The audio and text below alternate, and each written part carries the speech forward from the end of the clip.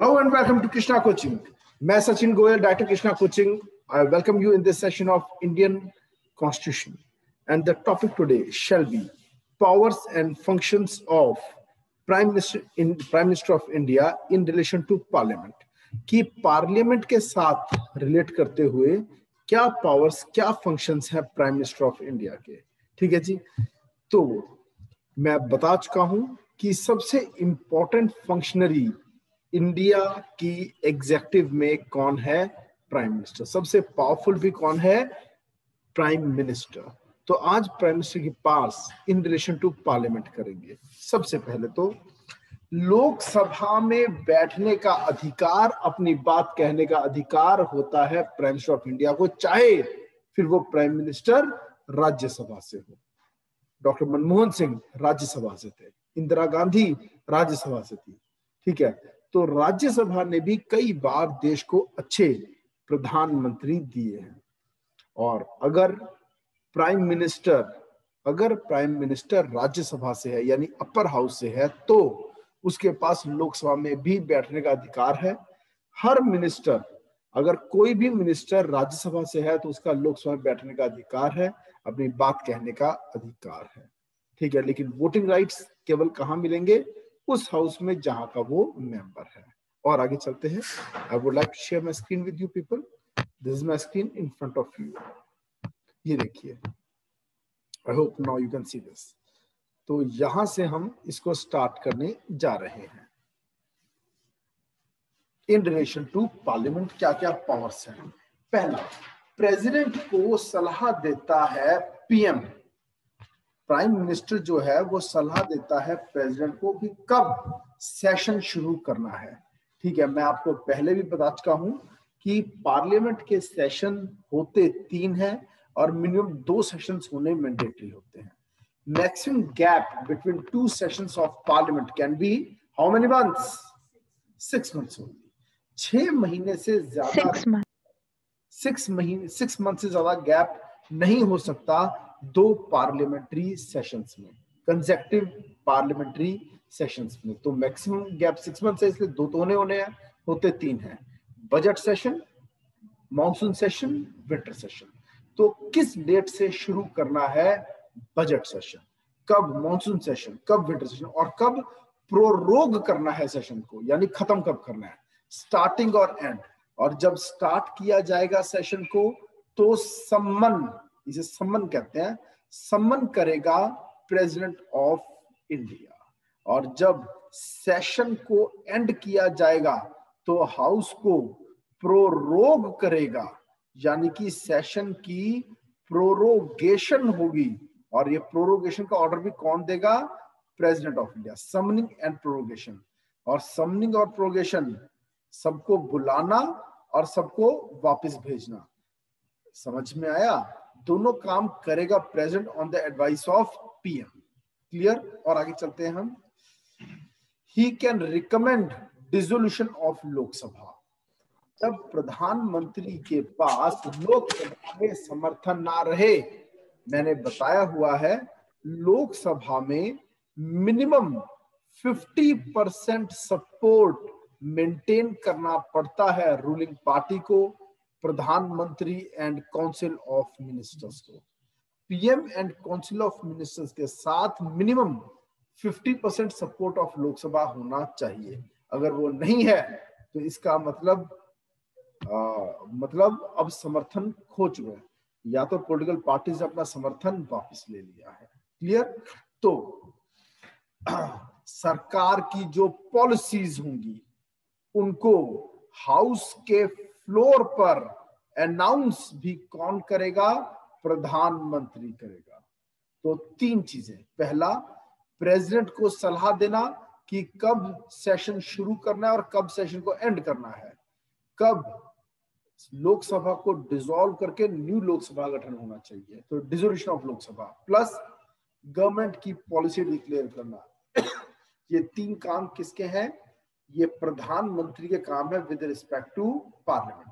इसके अलावा भी कई और पावर्स एंड फंक्शंस होते हैं प्रधानमंत्री के. अब मैं वो आपसे डिस्कस करने जा रहा हूं. जैसे कि 3 मेजर रोल्स हैं ये कौन कौन से? पहला, प्लानिंग कमीशन को सब्स्टिट्यूट किया नीति आयोग ने। नीति आयोग क्या है? नीति की फुल फॉर्म कोई बताएगा मुझे? What is the full form of नीति? NITI। पहले होता था प्लानिंग कमीशन, PC को खत्म कर दिया गया, प्लानिंग कमीशन, उसकी जगह पे नीति। कम ऑन नितिश, आप बताएंगे? अंजलि, रामनिवास, कुलजिंदर बताएगा। कुलजिंदर, नीति की फुल फॉर्म क्या है? NITI क्या फुल फॉर्म है? स्नेहा, स्नेहा जवाब दे मुझे। Rajat, come on. National institution of transforming India. एक गलती की है आपने। Vanshika, sir national institution for transforming India. For, आपने फॉर नहीं बोला था ना? फॉर बोला सर। इंस्टीट्यूशन ऑफ बोला था आपने। चलो, हो सकता है मुझे गलती लगी हो। फॉर ट्रांसफॉर्मिंग इंडिया, कोई बड़ी बात नहीं। Okay, right answer, national institution for transforming India. Okay, then national integration council, then interstate council और नेशनल वाटर रिसोर्सेज काउंसिल। ये सभी बॉडीज का एक्स ऑफिशियो चेयरमैन, जी हाँ, एक्स ऑफिशियो चेयरमैन कौन होगा? एक्स ऑफिशियो का मतलब मैं पहले आपको बता चुका हूं, ठीक है, by the virtue of office, कि जो भी प्रधानमंत्री होगा वो ऑटोमेटिकली बन जाएगा नीति आयोग का चेयरमैन, इंटीग्रेशन काउंसिल का, इंटरस्टेट काउंसिल का और वाटर रिसोर्स काउंसिल का। देन हमारी फॉरेन पॉलिसी की शेपिंग करने में भी सिग्निफिकेंट रोल होता है प्रधानमंत्री का। आपको याद होगा नरेंद्र मोदी जी जब देश के प्रधानमंत्री बने तो उन्होंने बहुत ज्यादा फॉरेन टूर्स किए, ऑल ओवर वर्ल्ड सब देश के लीडर्स से मिले, और ये हो क्या रहा था, USA के साथ अपने रिलेशंस को और बेहतरीन बनाया जा रहा था, ठीक है, और पाकिस्तान को अलग थलग करने की राजनीति थी ये। Clear?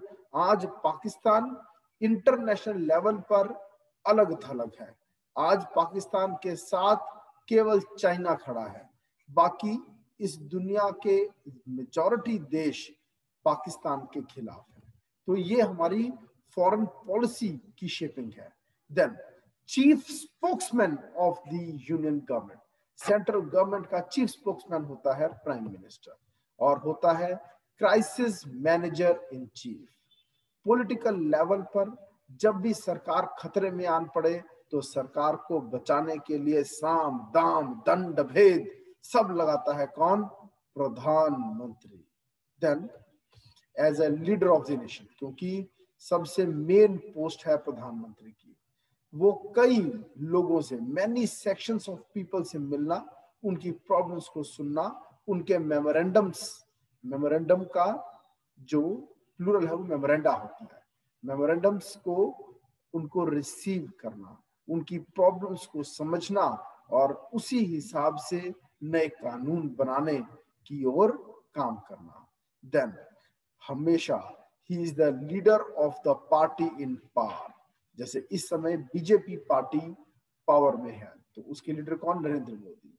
Then he is the political head of all these services, चाहे वो IAS हो, IPS हो, IRS हो, इन सब के पॉलिटिकल हेड को हम क्या बोलेंगे? प्रधानमंत्री है वो।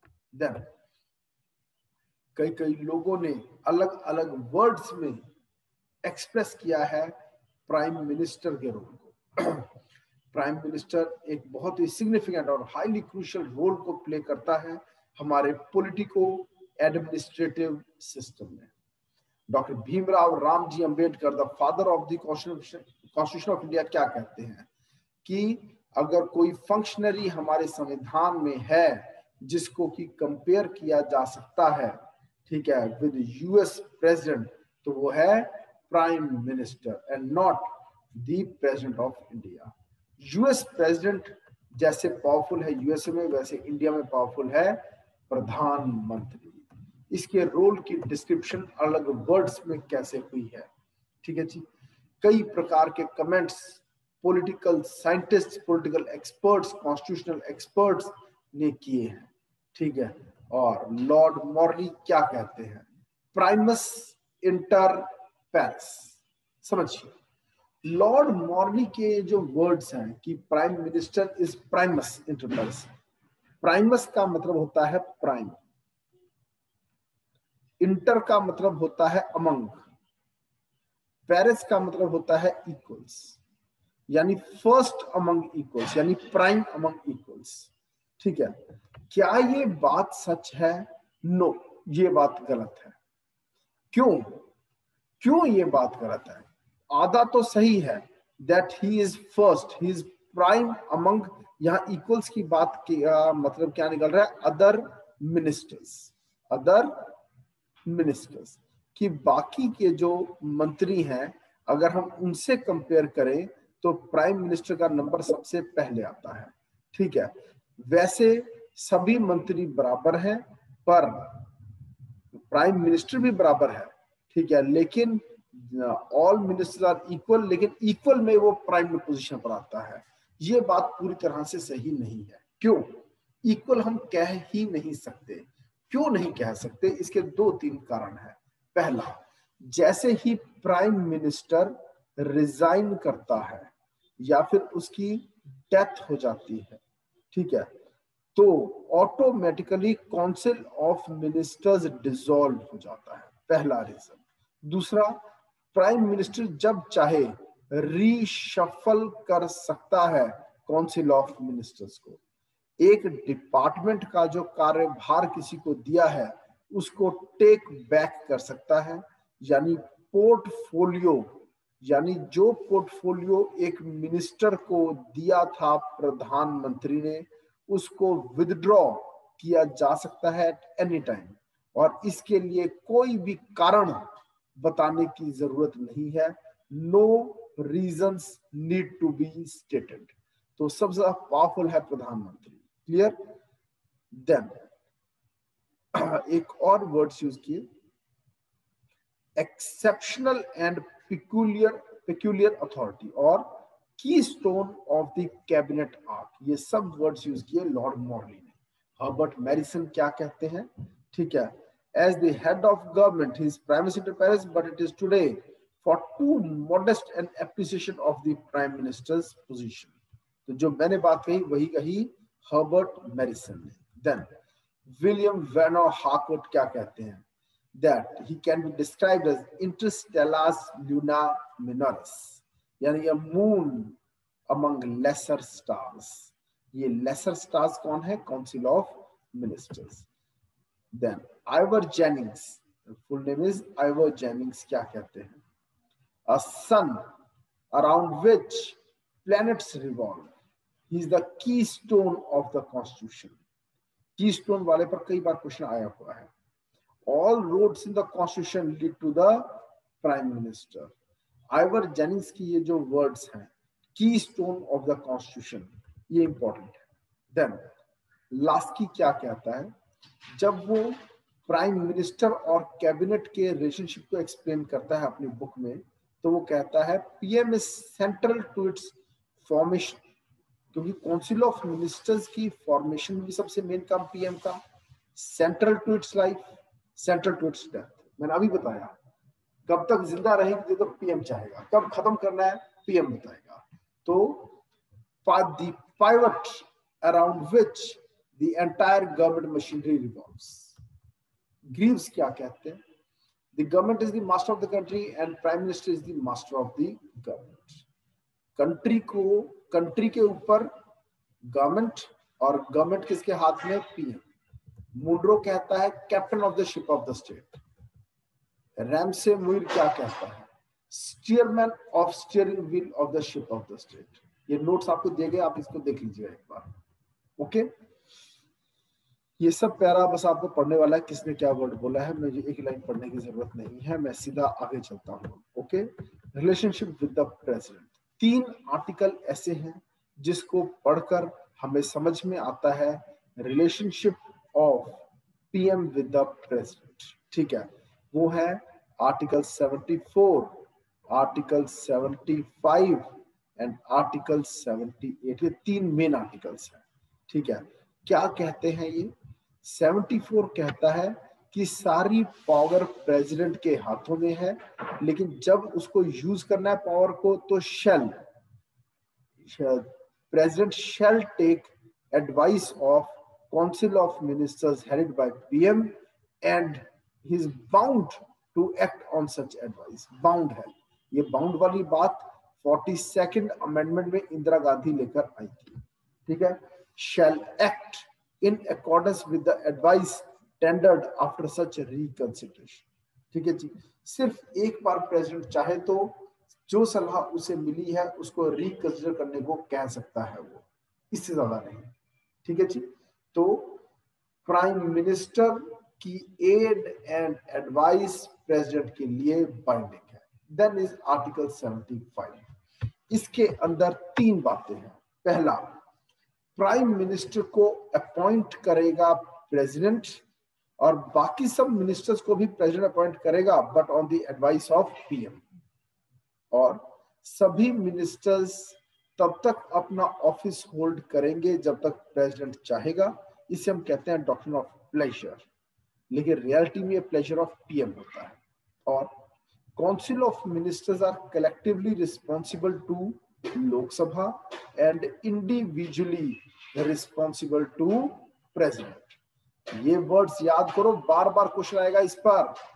Council of ministers are collectively responsible to, parliament मत लिख के आएगा, collectively responsible to Lok Sabha, individually responsible to president of India. Clear? Then is article 78। ये है चैनल ऑफ कम्युनिकेशन कि जो पीएम है, प्राइम मिनिस्टर, वो काउंसिल ऑफ मिनिस्टर्स और प्रेसिडेंट के बीच में एक चैनल ऑफ कम्युनिकेशन है to communicate to the president all decisions of council of ministers, ठीक है जी। Moreover to furnish all information, ठीक है, which president calls for. President कहे मुझे सूचना दो, वो देगा। देन अगर प्रेसिडेंट चाहे तो वो किसी पर्टिकुलर मिनिस्टर के डिसीजन को सबमिट कर सकता है for the consideration of whole of council of ministers. फिर पीएम को सभी काउंसिल ऑफ मिनिस्टर से वो कंसिडर करवानी पड़ेगी, ठीक है जी। और any matter on which a decision has been taken by a minister but which has not been considered by the council, ऐसा फैसला जो किसी एक मंत्री का है ना कि पूरे काउंसिल ऑफ मिनिस्टर्स का है, प्रेसिडेंट साइन करने से पहले कह सकता है कि पहले पीएम पूरे काउंसिल ऑफ मिनिस्टर्स से इसको कंसीडर कराएगा। अगर सभी कहेंगे तो मैं साइन करूंगा, नहीं तो मैं साइन नहीं करूंगा। Is my point clear? ठीक है जी। और इंडिविजुअल मिनिस्टर का डिसीजन अगर लेजिस्लेचर में डिफीट होता है तो उस मिनिस्टर को चाहिए कि वो रिजाइन करे, और अगर पूरी काउंसिल ऑफ मिनिस्टर्स ने उसको एंडोर्स कर दिया, उसके बाद वो डिफीट हो गया, तो कॉन्फिडेंस मोशन लाना पड़ेगा प्रधानमंत्री को, यानी अब सरकार के पास समर्थन नहीं रहा। देन वो कौन से चीफ मिनिस्टर्स हैं, वो कौन से चीफ मिनिस्टर्स हैं जो आगे चल के प्रधानमंत्री बने, जैसे कि मोरारजी देसाई, चौधरी चरण सिंह, विश्वनाथ प्रताप सिंह, पॉमुलापर्ती वेंकट नरसिंह राव, पीवी नरसिम्हा राव, हरदन अली डोडेगौड़ा देवगौड़ा, एचडी देवगौड़ा, नरेंद्र मोदी, ये सबको पता है मेरे गुजरात के सीएम थे, ठीक है। ये सब पहले चीफ मिनिस्टर्स थे अपने अपने स्टेट्स के, ठीक है। मोरारजी देसाई चीफ मिनिस्टर रहे हैं अर्स्ट वाइल बॉम्बे के, ठीक है जी, 1952 से 56, and he was the first non-Congress prime minister in March 1977.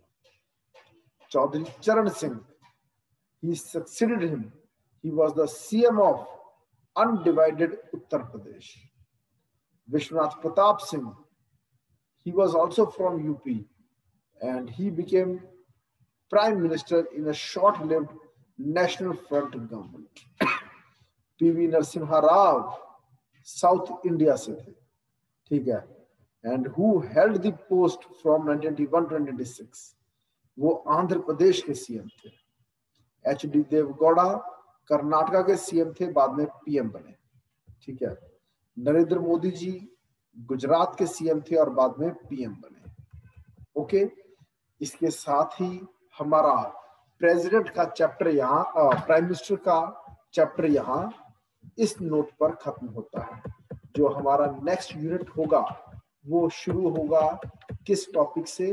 Council of ministers. Any question? और कोई सवाल? Sir, the prime minister, so the prime minister can recommend dissolution of Lok Sabha to the president at any time or after the expiration of the term.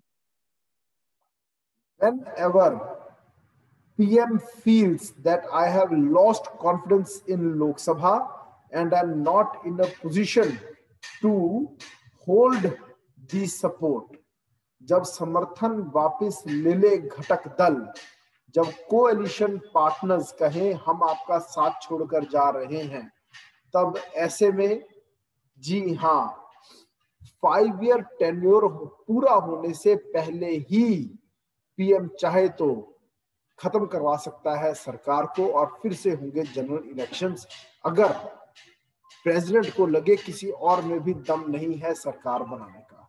मैं इसको थोड़ा और अच्छे समझा देता हूं आपको। ये देखिए, एक बार फिर से अपने क्वेश्चन को रिपीट कीजिए। Sir, the prime minister can recommend dissolution of Lok Sabha to president at any time or after the expiration of the tenure of that. पहली बात, जब 5 ईयर का टेन्योर पूरा हो रहा है तब तो उसको एडवाइस करने की भी जरूरत नहीं है, ठीक है। सबको पता है कि 5 साल का टेन्योर मैक्सिमम टेन्योर है लोकसभा का, if not extended during national emergency. Clear? तो डिसमिस होना ही होना है, तो डिसॉल्व होना ही होना है।